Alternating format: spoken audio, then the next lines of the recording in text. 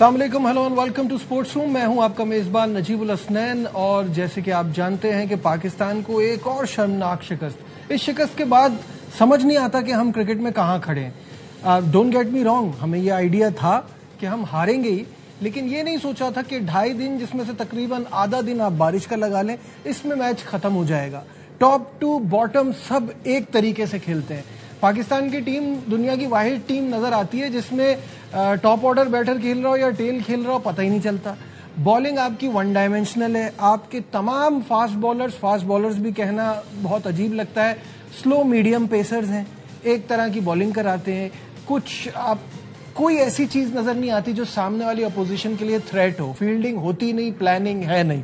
तो किस डायरेक्शन हम जा रहे हैं ये बात करने की कोशिश करेंगे। इनिंग्स और 103 रन से हमें पहले टेस्ट मैच में अगेंस्ट अ टीम जिसके अपने मसले चल रहे हैं, उससे हमें शिकस्त का सामना करना पड़ा। मेरे साथ स्टूडियो में मौजूद हैं our sports correspondent Shahid Hashmi साहब। शाहिद साहब अस्सलाम वालेकुम, वेलकम टू द शो।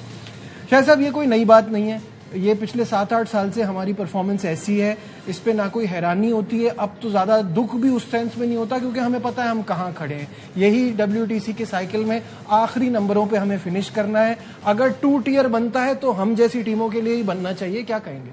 बहुत प्रॉब्लम्स हैं, जाहिर है, और ये आज के नहीं है, 7-8 साल से ये प्रॉब्लम्स चल रहे हैं। हमने टेस्ट क्रिकेट को कभी इतनी अहमियत भी नहीं दी। हम जिस तरह खेलते आ रहे थे उसी तरह खेलते आ रहे हैं। 2018 का जो टेस्ट मैच था लीड्स का, ये कॉपी इमेज है 2026 में। यानी 8 साल में हम बजाय आगे बढ़ने के हम और पीछे बढ़ गए। एक इनिंग्स और 55 रन से शिकस्त हुई थी, अब हुई है एक इनिंग्स और 103 रन से, यानी हम और मजीद पीछे चले गए। आप बैट्समैन उठा के देख लें, जिस तरह हमने पिछली दफा 174 किए थे, इस दफा 171 किए। पिछली दफा हम सेकेंड इनिंग में भी नाकाम हो गए, इस दफा भी हम 135 पे नाकाम हो गए। हम यानी टोटल मैच में 90 ओवर्स भी नहीं खेल सके। 48.1 और 37.3, तो बड़ी जाहिर है शर्मनाक शिकस्त है, बड़ी मतलब मायूस कुन कारकर्दगी है। लेकिन हमने कभी भी इसको एड्रेस नहीं किया। जिस तरह आप कह रहे थे कि फास्ट बॉलर्स, हमने अपने फास्ट बॉलर्स भी कभी डेवलप नहीं किए। और हमने एकदम से ये फैसला कर लिया कि नहीं, अब हम शाहीन शाह अफरीदी को, नसीम शाह को अब हम टेस्ट मैच नहीं खिलाएंगे। क्यों नहीं खिलाएंगे भाई? वो आपके प्रीमियर बॉलर हैं। एक आदमी की 126 विकेटें हैं, एक फास्ट बॉलर की 60 विकेटें हैं। विकेट टेकिंग बॉलर्स हैं। आप पिक एंड चूज करते हैं। जरूरी नहीं है कि आप हर बांग्लादेश में, हाँ, आप बांग्लादेश में सारे टेस्ट मैच शाहीन शाह अफरीदी को आपने एक टेस्ट खिलाया, बिठा दिया। आप इंग्लैंड में भी एक टेस्ट मैच शाहीन अफरीदी को खिलाते हैं, एक टेस्ट मैच नसीम शाह को खिलाते हैं। बाकी आपने सिलेक्शन की, बड़ी स्मार्ट सिलेक्शन की कि आपने एक स्पिनर खिलाया। वहां पे अगर आप 350-400 रन बनाते पहली इनिंग्स में, जो कि पाकिस्तान के बस में नहीं थे, लेकिन आप कोशिश करते तो आपका ये टेस्ट मैच बहुत अच्छा गुजर सकता था। अभी भी कोई प्रॉब्लम नहीं हुआ। अभी भी आपके पास 2 टेस्ट मैचेस हैं। अपनी हिकमत अमली सही करें। मोहम्मद अली और मोहम्मद अब्बास बिल्कुल एक जैसे बॉलर हैं, वन डायमेंशनल बॉलर हैं। तीसरा बॉलर खुर्रम शहजाद आ जाता है।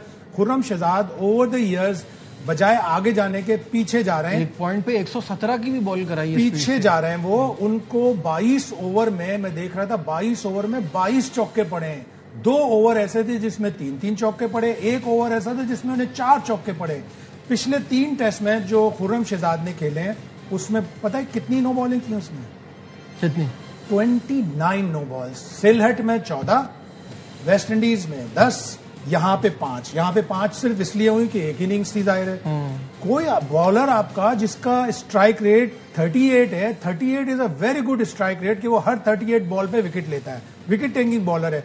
लेकिन उमर गुल को, जो बॉलिंग कोच है, उन्हें देखना चाहिए कि 3 टेस्ट मैचों में इसने 29 नो बॉलिंग कर दी।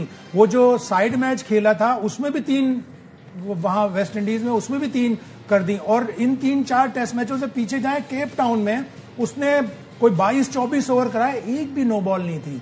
तो क्या हुआ कि एक आपका wicket taking bowler 29 no bowling करा रहे 3 टेस्ट मैच। बिल्कुल, बॉलिंग तो एक, जैसे शाहिद साहब ने भी कहा, मैंने भी कहा कि बॉलिंग तो एक मसला है कि आपके पास पेस नहीं है, आपके वन डायमेंशनल किस्म के बॉलर लगते हैं। ना होना कोई गुनाह नहीं है। गुनाह नहीं है। ऑस्ट्रेलिया के भी बहुत से ऐसे बॉलर जिनका पेस इतना ज्यादा नहीं है, लेकिन आपने एक इनिंग्स में 59 बाउंड्रीज कंसीड की हैं। लेकिन शाहिद साहब, जब बाउंड्रीज इज टू मच, इसका मतलब है आपने विकेट के दोनों तरफ बॉलिंग की है। और जब आप कहते हैं ना कि पेस ना होना कोई गुनाह नहीं है, लेकिन इसके साथ आपके पास बिल्कुल पेस किसी भी बॉलर का ना होना, ये बहुत बड़ा मसला है। और फिर मेन चीज ये कि जैसे आपने इंट्रो में कहा कि वन डायमेंशनल पेस अटैक है, तीनों फास्ट बॉलर राइट हैंडर हैं, आपको आपने मीर हमजा को पीछे निकाल के फेंक दिया।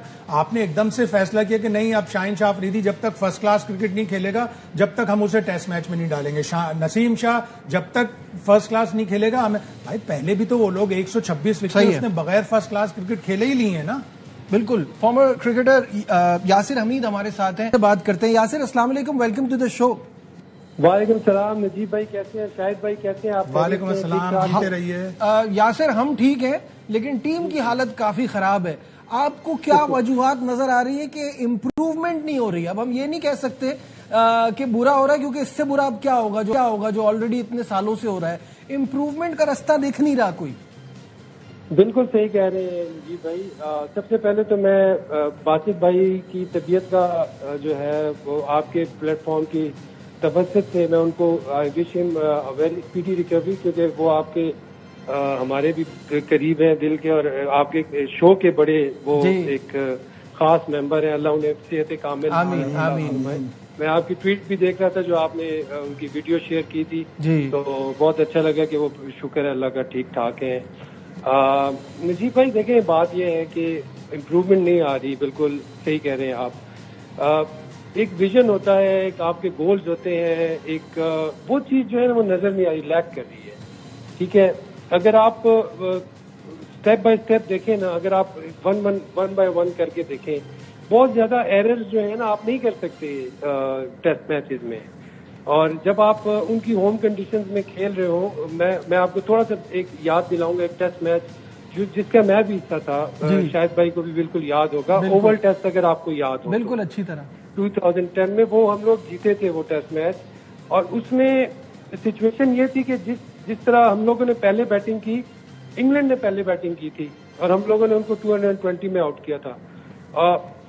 लेकिन देखें, अब आप इधर देखें, इंग्लैंड की बॉलिंग देखें, वो स्पॉट ऑन बॉलिंग करते हैं। स्पॉट ऑन बॉलिंग वो होती है जिसको खेलना पड़ता है।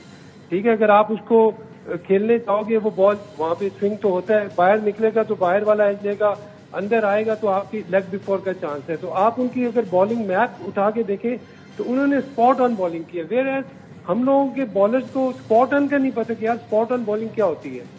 स्पॉट ऑन बॉलिंग को छोड़ के ये लोग लाइन और लेंथ पे डिपेंड कर रहे थे, और बहुत ज्यादा बैट बॉल भी है। इतनी बैट बॉल्स तो मैं कहता हूँ कि आप किसी भी टीम को थे वो आपके अगेंस्ट 400 करेगी। ठीक है, अगर आप खुद इतनी मुश्किल विकेट पे, मुश्किल कंडीशन थी, हम मानते हैं एज एन ओपनर, मैं ये समझता हूँ कि जो पहला दिन था it was very very difficult, क्योंकि ball was really big on the batsman, और नजर आ रहा था ना कि आपको बहुत ही लेट खेलना पड़ेगा। अब्दुल्ला ने इस तरह बैटिंग की है, अगर आप उसकी बैटिंग देखें तो कोई बैट बॉल उसको नहीं मिला, उसने शॉटें बनाई है। ठीक है, उसने ऑन दी अप ड्राइव भी खेली है, इमाम भी अच्छा बेहतर खेला है, लेकिन उसके बाद बिलीव नजर नहीं आ रहा था बैटिंग में। और स्पेशली मैं कहूँगा टेल का काम है यार, जहाँ पे लो स्कोरिंग मैच और लो स्कोरिंग विकेट, वहाँ पे आप 30-40 रन ऐड करें लाजमी। इधर उधर चला चलू के फंस के थोड़ा सा स्पिरिट शो करें, फाइट शो करें। अगर 220-30 करते तो हमारी बॉलिंग को चाहिए था कि 270 में आउट करें रियलिस्टिकली। लेकिन बॉलर्स की वो अप्रोच नजर नहीं आ रही। देखें, अगर आपका बाहर निकल रहा है तो आप इन स्विंग करेंगे तो आपके जहन में अगर ये होगा कि यार मैंने ये इस बॉल की लाइन चूकनी नहीं चाहिए मुझसे, अगर इधर उधर थोड़ा सा होगा तो चौका लगेगा, वो चीज नजर नहीं आई। यासिर देखिए, एक मसला जो आप बॉलिंग का बता रहे हैं ना, एक और चीज भी है। हमें न्यूजीलैंड ने और एशेस में भी एक आइडिया ये दे दिया था कि कीपर करीब आके खड़ा हो जाए अगेंस्ट योर क्विकर वंस, और वो उसका थोड़ा फायदा हो जाए। इंग्लिश बैटर्स उसमें प्रेशर में आ रहे थे, बट द प्रॉब्लम इज कि आपके पास तो पेस ही नहीं है। जो न्यूजीलैंड के बॉलर्स कम से कम 130-135 से तो करा रहे थे कि वो थोड़ा बैट्समैन भी परेशान हो। देखिए, ये बहुत बड़ा, नजीब भाई बिल्कुल आपने सही बात की, इट्स अ बिग डिफरेंस। ये कोई छोटी मोटी बात नहीं है।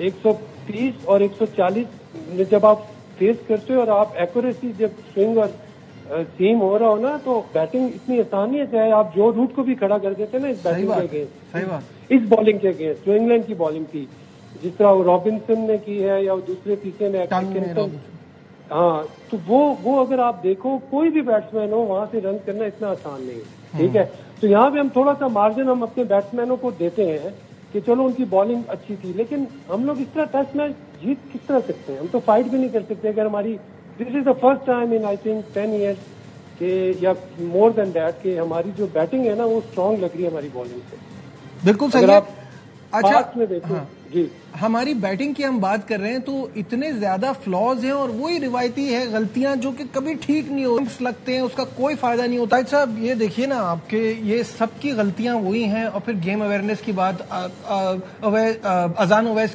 के लिए फील्डर जब लगाया उनको पता था, वो उसी जगह पे आउट हुए।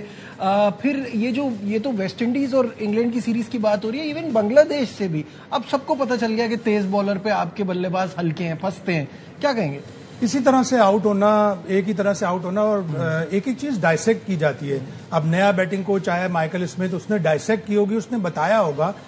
जितने भी एक्सपर्ट देख रहे हैं टेलीविजन पे, वो सब बता रहे हैं कि अजान ओवैस की क्या कमजोरी है। इमामुल हक पहले से कमिट कर जाता है, फ्रंट फुट इतना आगे प्लान करते हैं सलमान आगा कि उनको इन स्विंगर पे अंदर आती हुई गेंदों पे प्रॉब्लम हो रहा है। बड़े बड़े स्वेटर पहने हुए हैं, बड़े बड़े स्वेटर से आपको कंबलों से वो शायद रिटेलर ने ये सोचा कि यार जैसे मम्मी सोचती है ना, अम्मी के बच्चों को इतना बड़ा स्वेटर दिलवाओ कि 3-4 साल स्कूल में निकल जाएं, तो बड़े बड़े स्वेटर पहन के बच्चे निकलते हैं। उसी तरह के बड़े बड़े स्वेटर, आपकी मूवमेंट हैम्पर होती है। 100% वो कैच अगर ले लेता सलमान आगा, छोटे छोटे मूवमेंट्स होते हैं जो आपको टेस्ट मैचों में ग्रैब करने होते हैं। एक रन पर अगर हैरी ब्रूक वहां आउट हो जाता है, और ऐसा नहीं है कि ऊपर करके बॉलिंग नहीं की, खुर्रम शहजाद और अब्बास ने शुरू में सेकंड डे 112 पे 2 से जब शुरू किया था, आपके पास रन्स थे, आपने पकड़ा था। रूट पे एक अपील हुई, वो अंपायर्स कॉल पे चला गया, वो बच गया। रूट आउट हुआ, उसके फौरन बाद आप उसको आउट कर लेते।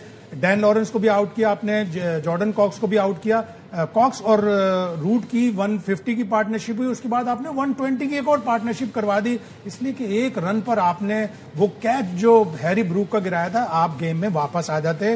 220 पर 4 या 5 हो जाते तो आप कम से कम आप प्रेस करते, तो आप उनकी टेल को आउट करते। लेकिन एक जैसी गलतियां, चाहे वो बॉलिंग हो, चाहे वो बैटिंग हो, चाहे वो फील्डिंग। या फिर आपकी एक्सपर्टीज का फायदा उठाते ना, मुझे ये बात बताइए ना कि ये जब गलतियां हमको टीवी पे बैठ के दिखाई दे रही हैं, जैसे मैं तो इस तरह की इस लेवल की कोई क्रिकेट ही नहीं खेला, जब मुझे ये दिखाई दे रही है तो हमको क्या पीसीबी में लोगों को नहीं दिखाई दे रही? क्या एनसीए में नहीं देख रहे कि इनके फ्लॉस को कैसे ठीक किया जा सकता है? देखिए, एक चीज मेरे ख्याल से ये इस पे बहुत कम काम होता है कि एक प्लेयर है वो अपनी गलती को कितना जल्दी ठीक करता है। एडॉप्टेशन जिसे कहते हैं, अपनी वो रियलाइजेशन होती है। और उसके बाद क्योंकि इधर ये जो ऑस्ट्रेलिया हो गया या इंग्लैंड हो गया, इन जगहों पे आपके पास टाइम नहीं होता। अगर आप फंस गए ना तो आप फंस गए। हमारे बैट्समैन, मैंने मैक्सिमम 80 to 90%, मैं अपनी भी बात करूंगा कि हम लोग जब गलती करते तो उसको सुधार नहीं सकते थे। प्लेयर वही अच्छा बनता है जो कि अपनी गलती से सीखे और उसको ठीक करे। और स्पेशली क्रिकेट में, क्योंकि क्रिकेट ऐसी गेम है कि इसमें एवरी नाउ एंड देन गलती होती है, हर इंसान से होती है, हर प्लेयर से होती है, लेकिन वो कितना जल्दी गेम में वापस आता है, दिस इज वेरी इंपॉर्टेंट। इस चीज पे वर्क करने की और इस चीज को अवेयरनेस देने की जरूरत है। और उस पे मेरे ख्याल से अब देखें ना, अब आपकी जो रिपोर्ट थी बिल्कुल ठीक रिपोर्ट थी, और इसमें आपने हर प्लेयर की जो गलती है हमें नजर आ रही है, आपको नजर आ रही है, ऑब्वियसली उनको भी नजर आ रही होगी, लेकिन वो उसके साथ वर्क किस तरह करते हैं, वो प्लेयर के साथ वर्क किस तरह करते हैं, उनका वो जो उस गलती से, क्योंकि देखें जब कोई फियर आ जाता है ना, सबसे बड़ी बात तो फियर ये होता है कि यार मैं अगला मैच खेलूंगा कि नहीं। अब हमारे सिवाय बाबर आजम के, आप मुझे बताएं अगले मैच में आपको पता है कि इमाम खेलेगा या इजान खेलेगा?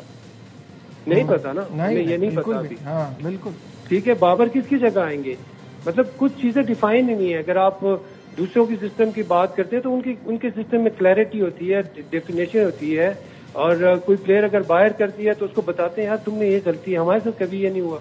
हमें कभी बाहर, मैं तो 250 करके अगले टेस्ट मैच में बाहर हुआ था, मुझे ये नहीं बताया था यार तुमने, मेरी गलती ये थी कि मैं सिडनी टेस्ट मैच में 250 किए, अगला मैच मेरा जो इंडिया में खेले तो मुझे बाहर बिठा दिया। अब मुझे तो नहीं पता चला कि क्या गलती थी। सेलेक्टर भूल गए होंगे कि आप पिछला टेस्ट खेले थे। हम तो यहाँ ये होता है, ये हमारियों बहुत होता है। मैं और शायद भाई हमेशा यासिर जो है ना, ये डायमेंशिया की बीमारी जो हमारी, अल्लाह माफ करे, नहीं वो दरअसल वो स्क्वाड अपने सामने नहीं रखते जो पिछले सीरीज में खेला था, और नया स्क्वाड बना देते हैं पूरा। बहुत से प्लेयरों की मिसाल जो दिख रहा है ना सामने, वही दिख रहा है भाई। असल में हम कहते हैं सेलेक्टर अपना पिछला सेलेक्ट की हुई टीम को साथ रखें ताकि उनको याद रहे कि किसको लिया था और किसको खिलाए बगैर बाहर कर दिया। ये भी होता है पाकिस्तान में। बिल्कुल ऐसा ही है। जिस तरह आपने और जो मैं देख रहा था कल परसों एक क्लिप देख रहा था, बिल्कुल यासिर, अब यासिर बिल्कुल सही कह रहा है कि अब किसकी जगह आएगा। आप अगर अजान उवैस को हटाएंगे, इमाम ने तो रन किए पहली इनिंग में, वो तो बच जाएगा। अजान को हटाएंगे तो आपको अब्दुल्ला शफीक या शान मसूद को कहना पड़ेगा कि ओपन करें। मिडिल ऑर्डर में अगर कोई आ रहा है, बाबर आजम अगर मिडिल में ही आएगा ना 4 नंबर पे, तो आप या तो सऊद शकील को हटाएं या सलमान आगा को हटाएं, ताकि एक और अच्छा रिकॉर्ड हम दे दें कि एक टेस्ट मैच में कप्तान और अगले टेस्ट मैच में बाहर। और वैसे बात यह है, टू बी ऑनेस्ट, कि इस टीम में कोई भी बाहर हो सकता है, तो ये भी कोई ऐसी बात नहीं है। यहाँ सबकी परफॉर्मेंस एक जैसी है। यासिर, बहुत बहुत शुक्रिया वक्त देने का, thank you so much for your time. नाज़रीन, यहाँ वक्त हो गया एक ब्रेक का। ब्रेक से वापस आएंगे, डिस्कशन को आगे बढ़ाएंगे, हमारे साथ रहिए।